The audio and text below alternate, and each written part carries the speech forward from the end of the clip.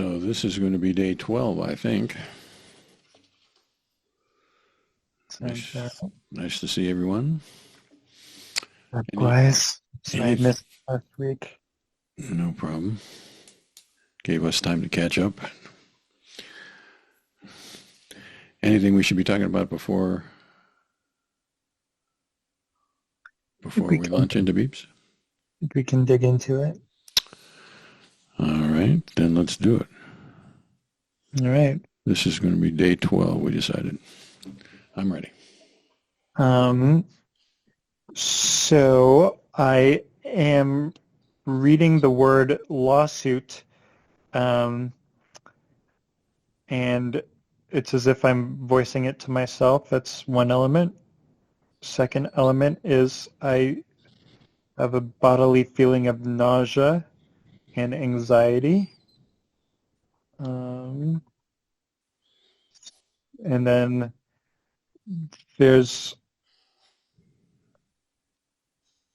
another element that I'm sort of thinking and sort of like an effective thinking. Well, as a matter of fact, I'm reading a news article about a Trump lawsuit against CBS, and I'm sort of thinking about sort of the injustice of the situation, and it's sort of like a thinking and feeling, and I can't really put it into too much more detail, unfortunately, because I realized, I think while I was writing up the sample, I was having a hard time pinning down exactly what I was thinking. So I'll just say I was thinking about it, and I'm uncertain exactly of the content there. And are those are three sort of separable things, three strands or whatever? Yeah. And did you list them in order of prominence, or is one of the other ones more prominent than the other? I think the word lawsuit was the most prominent. Okay. And then after that, Then then maybe the thinking about Trump, and then the nausea and the anxiety. okay. Well, let's start with the lawsuit. So I'm voicing lawsuit to myself. Yes. What is, tell me more about that. Yeah, so it is, as a matter of fact, the last word I've read. And I'm sort of reading it and innerly speaking it, but it has more in common with maybe voice than speech, and it's not as if um, yeah, that's what I have. So I'm not sure I understood that. Innerly speaking, but more like voice. Is that what you said? Oh, yeah, I guess I can't remember. I'm innerly presenting it to myself, and it has more in common with um, physically mouthing out the word than with hearing it, as in other samples of me innerly reading before. But it's not as if I have like a particularly strong imagination of me speaking it. It's just it has that sort of speechiness to it. Speechy quality. Yeah. And do I feel my mouth moving, or am I just using that as a sort of a metaphorical way of saying that this is a speechy thing, not a heary thing? Yeah, there's some sort of quality of that may be sort of subtle, but that's kind of what I mean by speechiness too. I mean, I don't know if I, yeah, it's hard to say whether I literally feel it or whether that's just way to describe it, but Okay. some. So we had a conversation last time, I think, about setting aside theoretical perspectives or whatever, and there is a common theoretical perspective that says inner speech has to be really tiny mouth movements or whatever, and I don't think that's true at all. Might be true for some people, might be true for everybody, might be true for nobody. I don't really know, but let's not say, It, well, yeah, it is true for me. This is not just my concept of inner speech, and it was even a little more clear with the next sample. that one I could say that there was some quality of like of mouthing to myself, I think. But let's staying on this one. It kind of has that quality to me. Okay. And and does it seem like I am reading a sentence of which the last word happens to be lawsuit, and I haven't singled out lawsuit any more than any other word except that it happens to be the last one that I've read? I'm Or unsure. I think that may be a possibility in this instance, but yeah, I'm unsure. okay. And in sometimes in the past we have used the term latching onto. Does this seem Right. like a latching onto, but or not? And we've had some that were, and some words that seemed latched onto, and some that didn't, if I'm recalling correctly. Unsure in this case. Okay. Then I'm ready to move on, unless you got questions about that, Amber, about that aspect. No, I just want to double check that the the I guess the voice speaking, whatever we're calling that, we said it's somewhat quality of mouthing, right? Make sure I got that correct. Yeah. Okay, then we're good. Maybe I think Yeah, we left that undefined by comparison to the next one, I think, but we haven't yet yeah, got to the next one. yeah. Gotcha. Okay. Then the second thing, I guess, was the Trump versus CBS. Somehow thinking about that. Right. Yeah. Um, I'm thinking, so it's sort of, yeah, it's hard to describe. It's something where I've realized that I think my anxiety after the beep is maybe making it hard for me to get down these last thoughts. So I'm going to work on maybe I've been doing it on my phone. I'm gonna do is start doing it on pencil more and more. I think maybe that will make it more immediate, but there's a degree of anxiety after it beeps that makes Okay. it difficult for me to get the last thing down. But I'm sort of thinking, um, and these may be thoughts these are probably thoughts I may have had more presently in a previous moment, but now maybe this sort of like feeling thinking remains maybe, but just about the sort of injustice about the lawsuit, ways of standing up to the lawsuit. Um, so something undefined, thinking about that. So something about the lawsuit and in a cognitive, affective way, Right. both both a analytical way and a reactive way, I guess maybe we could say. And is that fair? Yeah. Okay. And it's about the injustice of the lawsuit, not so much about the facts or the situation of the lawsuit. Is that right? The in I don't know if I can separate. Yeah. I mean, the injustice is part of it. That's part of maybe the effective side, but I think I'm thinking about the situation as well. and so far we haven't really just defined what the situation is. I mean, I know in general what the lawsuit is, but injustice could be on the CBS side and the CBS injustice or the Trump injustice or the and does that is that part of this thinking? Are you on one side or the other, or Yeah, I'm on the side of I guess these large mega corporations, but I'm sort of thinking about whether to pay or not to pay is better, and sort of the ways what not paying does, what fighting it does. So yes, I am not on the Trump side. okay? And I don't really care particularly about that, but what I really want to know is how specific this thinking is.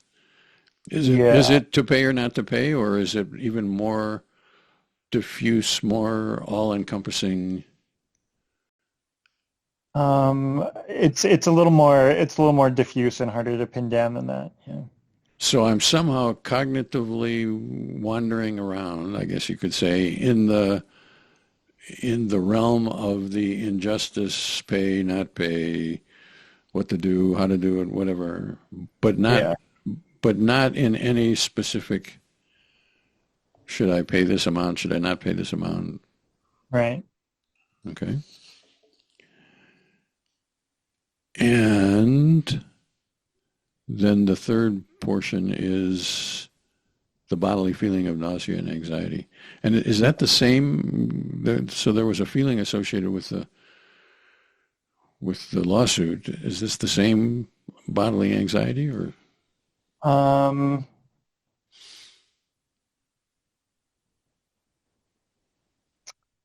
I feel like I kind of don't necessarily want to say they're aligned. I think it may be separable, separate component. And the way I think about that is that if the trajectory seems different, then they're probably not aligned. So if I feel myself to have felt this anxious bodily stuff for a while, for example, and I think that's kind of how I'm thinking of it too. It's not all article related anxiety. Although some may be, I guess. But okay, and I'm gathering that this is minor by comparison to the others. Is that true? yeah, And a lot minor, so like 60-30-10, or a little minor, like 52-49. Well, I got to do this in my head. 50, like maybe 40-30 or 40-30-29 or something like that. That would put it and in maybe one. a little minor like that. Yeah, Okay. a So, letter. so the anxiety is still a pretty important deal to me. It's not just a, Yeah, okay. and then the nausea is a little um, is just mainly a bodily feeling rather than a. I'm not thinking. I'm not thinking about the nausea. I'm just feeling the nausea. And is the nausea a feature of the anxiety, or does it seem like I have, I It's feel separate. I have Yeah, a nausea and I have an anxiety? but, both. Okay. So maybe it's four components. And the nausea is entirely bodily. Yeah. And what can we say more about how that's experienced? Some people feel nausea in their heads. Some people feel it in their bodies. Some people feel it in their throat. Some people feel it in their testicles. Yeah, I'll have to pay more attention next time. Sorry. Okay. And I would say some people aren't that specific about it either. Didn't mean to say that it had to be one of the. I mean, I have I could describe what I usually feel when I feel nausea, but I feel like that would be not in the spirit of you're trying to get down to the root of each instance. So. Okay, fair enough. And then I would say, coming back to the whether to do it on your phone or on a notepad, I in general think the notepad is better, because I think if as long as you have the notepad at hand, it's easier to go directly to the notepad than it is to unlock the phone and open the notes section or however you do that. And so I think the notepad can be better.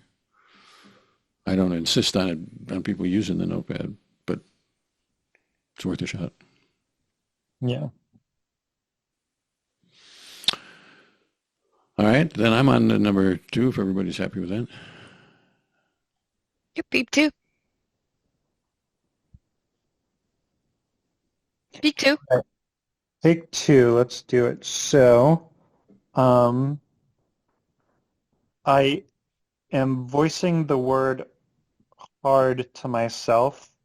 Um, and by voicing, I mean innerly presenting in a way. Oh, sorry. I'm innerly voicing hard to myself, and by that I mean sort of presenting it to myself in a manner that has more in common with speech than hearing. And this one, it maybe has. I think definitely there's an aspect of of mouth movingness in it. Innerly, not actually. Um, and I'm voicing the word hard to myself, but I have the full phrase hard to work with in my mind. Um,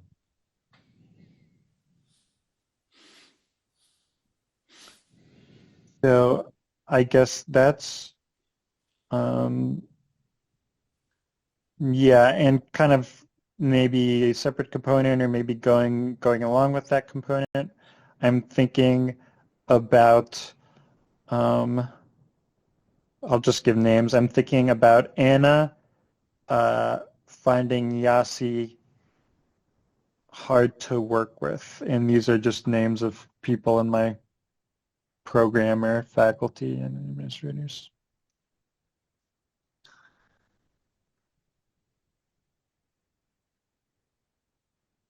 Okay, is just the two, or is there more? Third component, Okay. I have diffuse anxiety, sort of diffuse bodily, I guess. Fourth component, I'm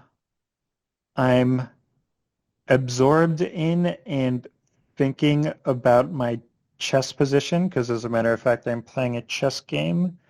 Um, but this is the one in this thing that it's hard to pin down exactly what about the chess position I was thinking about.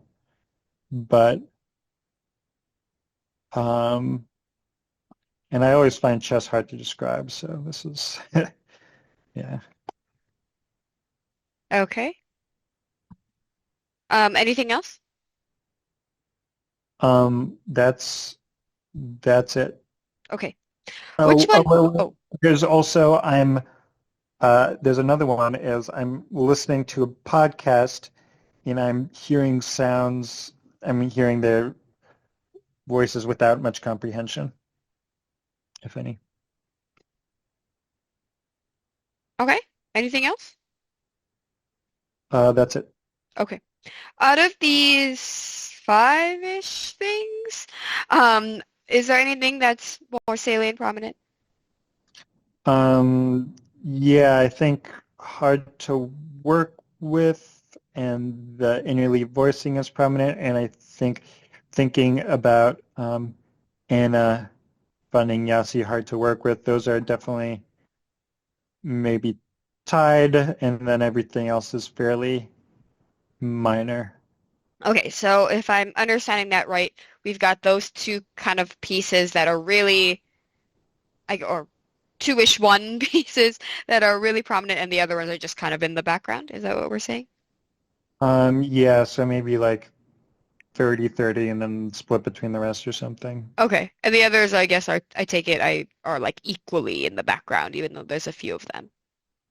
Right. Maybe, Okay, well, actually, maybe podcast the least, okay, um, chess position, and maybe anxiety, and then podcast the least. okay. So then in the background stuff, we've got anxiety, chest position, and then podcast as most Ye- to least. Yes. Yes. Okay. Okay, so let's start with this hard to work with in my mind part, not that part. Yeah. So I heard I'm innerly voicing hard. There's something about that. This has more of a speechiness than a heariness. Yeah. Okay. And there's a mouthiness to it.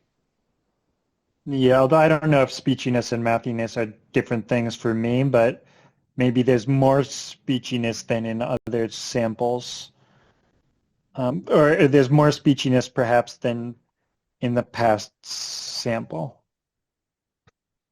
Okay. And by more speechiness, are we saying like on the spectrum from speaking to hearing, we're just maybe, I don't know, 80% speaking and something like that? Just to so that I understand. Sure. If I'm getting that wrong, I want to make sure I've got that. Or maybe just on the spectrum of how prominent the speaking is to me, because yeah, I'd say the speaking is the speaking aspect is a little more prominent than Got it. sometimes. Okay. And the either inner mouthy moving part, is that a way to say I'm speaking this, or is there some type of inner tactile moving of the mouth that goes along with this, or something else? It's just kind of there's sort of like I um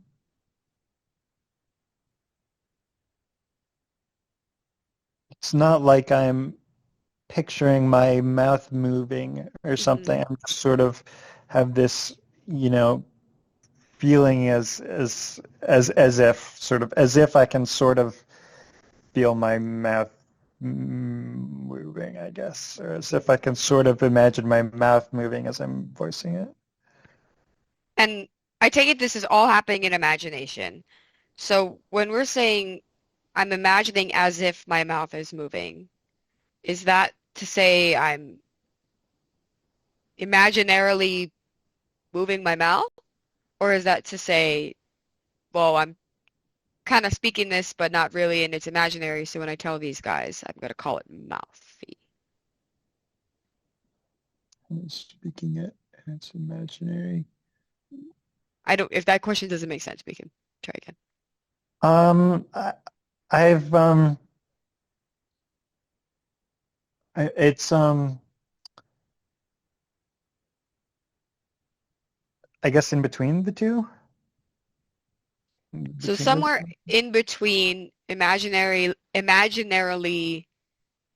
feeling my mouth move and not. I guess what I'm trying to get a sense of is, right, when we're talking to each other and Mm. your mouth is moving, is that what the imaginarily inner mouthing kind of means? Like how it would be if you were speaking it out loud? Or is there some kind of attending to the movement of the mouth, even though it is all imaginarily? So I'm not sure I'm thinking that's a fair question because Okay. when people speak aloud, almost all the time they don't feel their mouth moving. Yeah. It's moving all right, but you're not paying attention to your mouth moving when you're speaking. So I think we've probably gotten as far as we can go here. And what I got about this aspect is that there's something that seems to be more mouthy about this than the previous beat, Right. Okay. and that's probably about as good as we can do. And then the hard to work with But phrase. Oh, but I'm not ready to go on to that. okay. So is this experience more about the word hard or more about the phrase hard to work with? Well, I picked it apart in my mind that that the hard was what I was nearly voicing at that moment, but I had the full phrase in my mind. So I it was like I had the full phrase, but at that moment I was just saying hard. Okay. And is the saying of hard and the phrase hard to work with sort of equally present to you? Yes. And does hard seem like I'm saying hard and that's all I'm going to say about this? I'm not going to say to work with. I'm just saying hard as if hard somehow encapsulates the phrase hard to work with? Or is I'm going to say hard to work with, but the beep happens 1/4 of a second before, and if it happened 1/4 of a second later, I would have gotten the with or something. I believe it's the second. So I feel myself to be articulating hard to work with, but at the Mm. moment it's the hard part. Right. Okay, then I'm good about that. Me as well. Um, and so the same part is the Anna and Yasi part. Mm. Um, so this is something about Anna finding Yasi hard to work with. Hmm. but I want to get a sense of how that's in your experience. Um,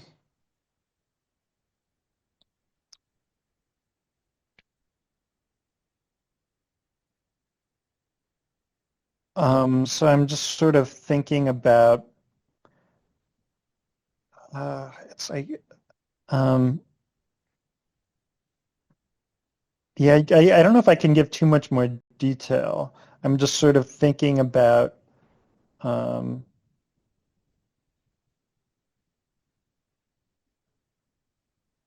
yeah, so I guess it's a cognitive process, and I'm just sort of, um,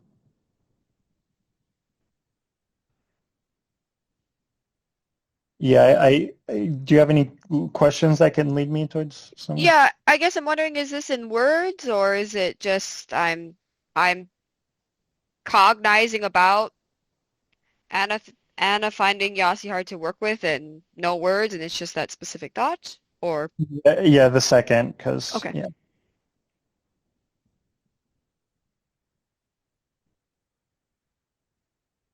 Um, and is there like any types of, I guess, other ways that that's present, like any images or like I'm seeing Anna telling me Yasi is hard to work with or Anna and Yasi arguing or something like that?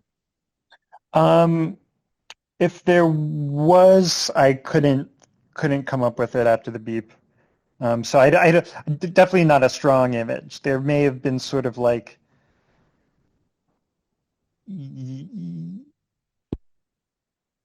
yeah, not a strong image that I could, no, yeah. Well, I don't want to talk you into that. I'm just wondering if there was, if this is just purely a cognizing Let's deal, let's or put if it it's at purely cognizing. okay. Um, I don't know, Dr. Holbert, do you have any other questions about that? I do have one line of questioning about that. So I am somehow grasping the words hard to work with in my direct experience. Right. And now I want to know, is it at the same time I am thinking about Anna finding Yassi hard to work with? Or is the finding Anna's finding Yassi hard to work with sort of the background of that hard to work with, which is in my mind? It's at the same time. So I Yeah. am separably, one strand of my experience is I'm thinking about Anna finding Yassi hard to work with. Yeah. And at the same time, I am experiencing the phrase hard to work with in my mind. Yeah. Okay. And then I think we actually haven't said too much about how the phrase hard to work with is present to me, other than, so in the basic, is it in words, quote, hard to work with, unquote? Or is it the Um, meaning of that phrase? uh, both. So, but that's the two kind of blend into each other in that way. I'm sort of like, in the phrase and the meaning It's a is kind meaningful, of, a meaningful phrase. yeah. Okay. And in words that are spoken, heard, written, just words there that are not spoken or written, seen. Oh, wait, what do you mean? I want to know how those words are present to you. Or to work with, I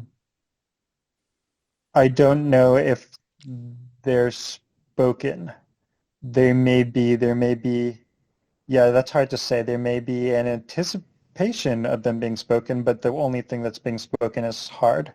So hard to work with is sort of just present in my mind, just a cognitive element. Okay. All right, then I'm ready to move on to the Okay. latter parts. So the next thing we've got is the diffuse bodily anxiety.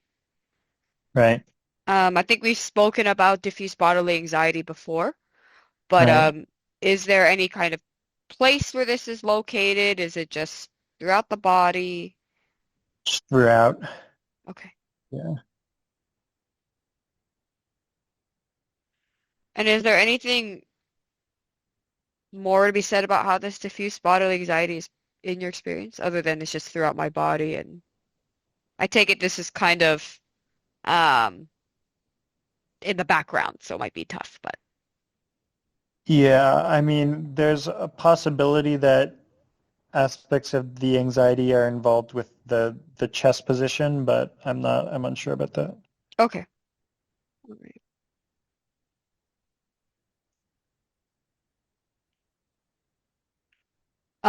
Dr. Halbert, do you want to ask more about this part, the diffuse anxiety? So when we've talked about diffuse anxiety, we haven't been very differentiated about it, and maybe that's because there's no differentiation to make. But are there different kinds of diffuse bodily anxieties, of which this has one feature and others have some other feature? Um, well, sometimes it's more prominent, or it has a stronger, or it maybe sometimes has a locatable bodily component, but I think this is kind of the, I don't think this one has any particular component that differentiates it from sort of a lot of the other set samples where it's just sort of like a background element. A low-grade bodily anxiety, Yeah.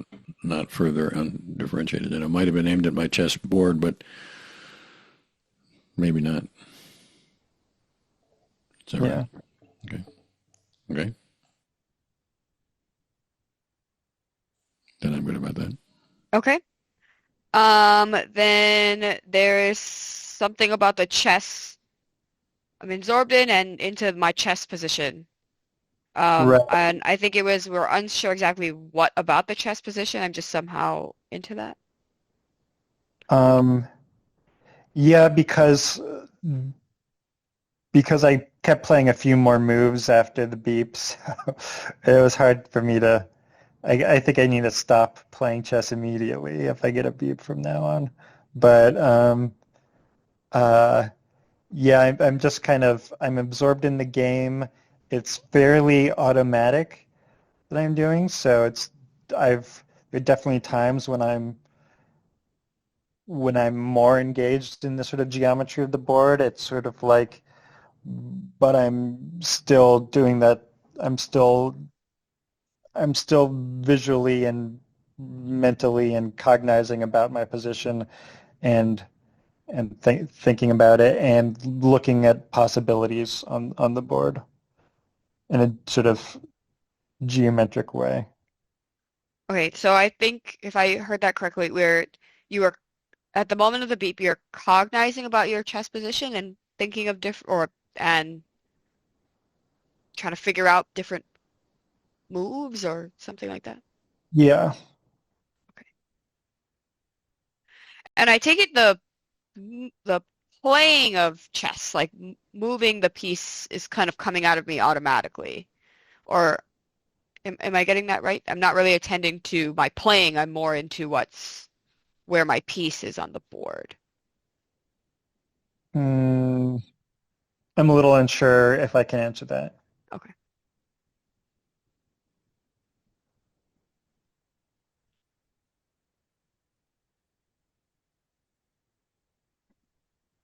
Okay. And by absorbed in, is that just another way of saying I'm attending to that, or is there something more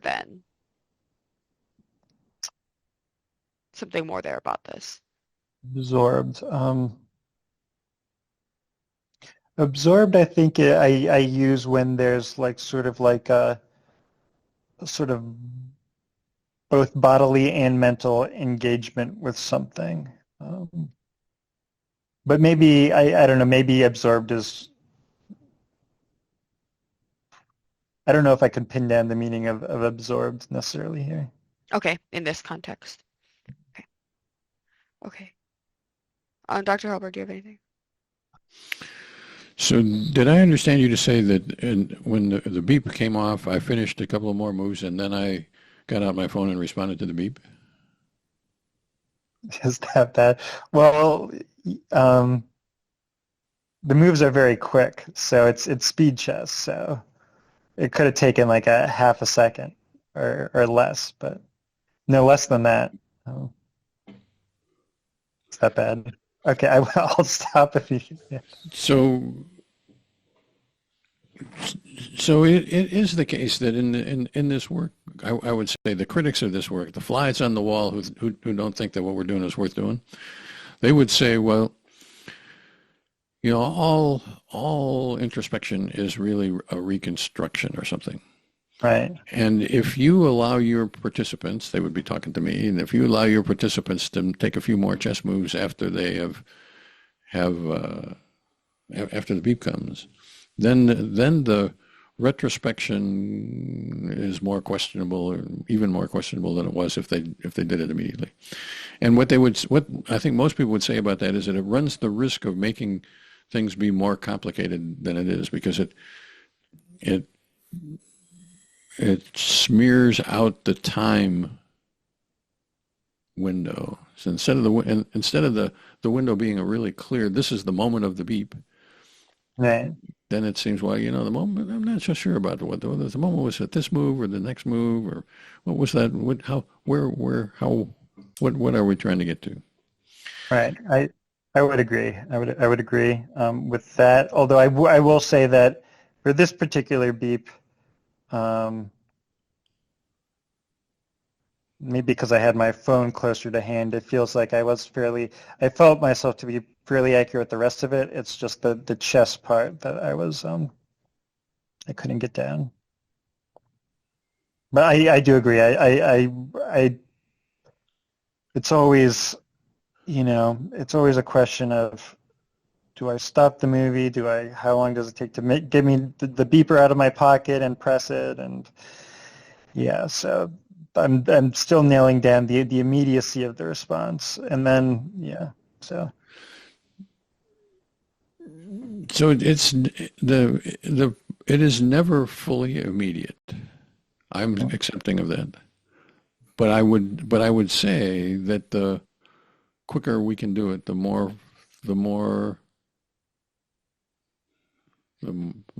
driven by the moment, or driven at the moment that we can be, the better. I think that's true. I think that's true. And I would say that part of the iterative skill of DES is figuring that out. So I would say, as you get better at recognizing what's actually going on in your experience, then it becomes more necessary to be more clear about when the actual moment was. So the more diffuse your experience is, probably the less important it is to get the actual moment right, because it was diffuse then and it was diffuse now. But as you get better at apprehending and articulating about your experience, then it becomes more necessary to do it better. But I think that's true of any skill. You know, if when you're learning to play the violin at the very first, it doesn't much matter whether you're slamming the bow onto the strings this way or that way.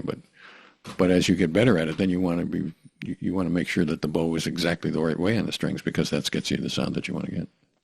Right. So I think that's true of basically all skills, that the method behind the skills improves as the artistry improves, or something. Okay. On to number 3. On to number 3. Okay. So did we want to talk about the podcast? Or is that too in the weeds? It seemed like that was pretty far. I just wanted to check before we moved on. Yeah, there's not much more to say about it. I'm just sort of hearing babble in the background, and it's a small component of. Okay, sounds good. Then number 3. Well, then I guess I do want to ask about that. Okay. So are you hearing the babble in the background, or have you filtered it out, and then I can say, well, there was a podcast going on, so I must have been hearing it. I'm hearing it. Okay. So I'm hearing what I know to be podcast, but I'm not really paying attention to the podcasting aspect of it. Yeah. Okay. And that I guess I would say is part of the deal about about the moment of the beep is to be confident about, well, am I really hearing meaningless voices, not meaning-making voices, or am I hearing it? You got to be precise about what moment of experience we're looking at. Number 3. Okay, so component 1, I'm innerly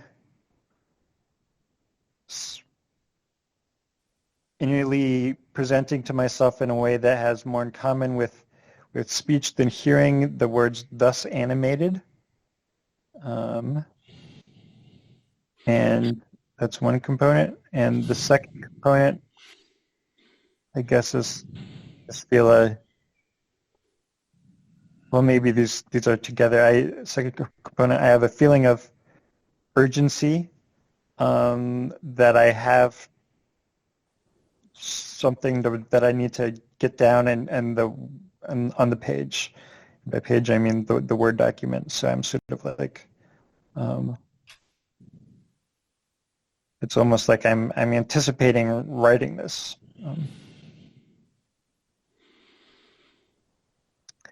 And then there's also sort of wrapped up with that urgency, but maybe more can be temporarily separated from it, is just anxiety I'm feeling. And one of those more prominent than the others?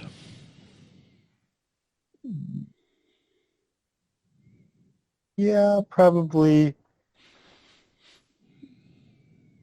Maybe the words less animated, but I think the urgency about needing to get it down on the page is about as strong. So maybe they're not too, but maybe they're both like 45 or something. Okay. Then you said that the words thus animated were innerly presented in speechy. Is that to say I don't feel myself speaking? This is not inner speaking, but this is somehow different from innerly speaking? I guess you could say I'm innerly. I guess you could say I'm innerly speaking. And why wouldn't we say that? I'm not trying to defend those words by any means. I thought you, for some reason, I thought you weren't a fan of the words inner speech because it can mean so many different things to different people. So that it's, but I guess this I would say I'm innerly speaking. Okay. So I don't have anything against the words inner speaking. I have argued against calling it inner speech because that makes it seem like it's sort of a canned thing. Right. Whereas like I'm going to take a speech down off the shelf and speak it, that isn't what I think happens. Right. But if my experience is of saying, thus animated, but there's no words coming out of my mouth or whatever, then it seems like that's inner speaking is fine with me, or inner saying or whatever. Right. And does thus animated seem like part of a longer sentence? I'm speaking a whole sentence and the beep catches me at this particular aspect, or have I somehow singled out the phrase thus animated? I think there's a latching on to thus animated there. And what is that? I think I've sort of singled that out, or I don't know. It's not like if you go right after, I'll be thinking something different. It's not like there's like an entire sentence. I think it's just those words at that moment. Okay. And does latching onto in this for this beep mean I have singled out in the speaking mode, thus animated? Maybe I think the word latching onto would overcomplicate things. So just latching onto, because when we were reading about reading, it's latching onto because it's like a succession of words, and at that particular moment it latched onto. But at this time, that doesn't really apply since it's just the words thus animated. Okay. So somehow I am innerly saying in a speechy way, or innerly speaking, thus animated, not as part of a longer sentence. And that's the first part of my experience. Yeah. And the second part of my experience is I'm feeling some sense of urgency to get this down. Yeah. And is the this that I got to get down present to me, or is it this? This is a feeling of urgency. Um, Wait, what do you mean that this? The what it is that I need to get down.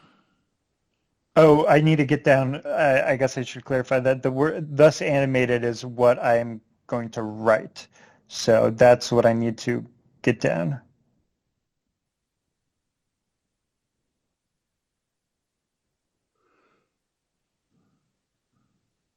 Okay.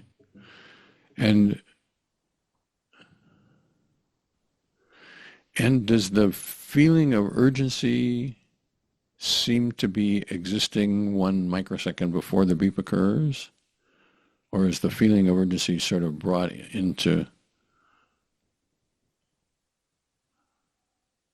my experience by the beep? Like the beep is going to make it difficult for me to get that down because now I got a competing thing to do. No, the urgency is there before the beep. Okay. And is there something which is preventing me from typing this down, or I would have to sort of reconstruct that moment in my that might if I told you it would add on, but as a matter of fact, I believe I'm probably have to get back to the Word doc. I'm probably switching pages between the Word docs, so I have to get into the Word doc and go back to where I was and get it on the page. But so I'm not really thinking about that process. That's kind of automatic. so I'm holding in mind by saying to myself, thus animated, and feeling an urgency to get that down on the page. And as a matter of fact, I'm probably doing some mechanical thing to be ready to be able to do that. Is that right? So something has interrupted me, some mechanical thing about where the document is or where the cursor is or whatever. Yeah. Okay.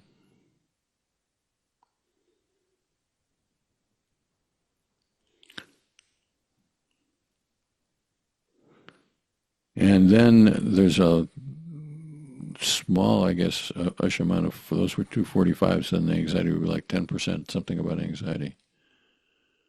Yeah. The anxiety is just kind of involved in the urgency at this point, but I think also exists beyond it in a way. But at this point, it's sort of like a slightly anxious urgency, but